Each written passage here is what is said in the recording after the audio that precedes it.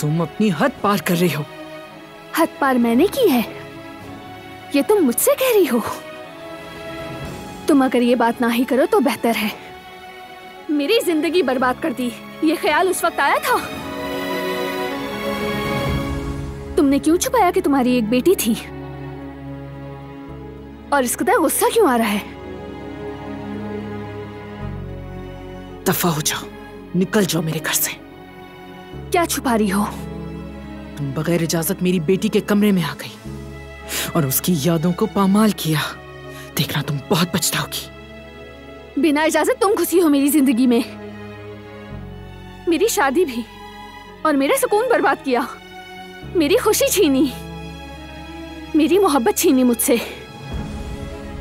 इसलिए ये बात तो करना ही मत। सबसे बड़ी बेहुरमती तो तुमने की है मेरी। किस बात का बदला लिया तुमने मुझसे?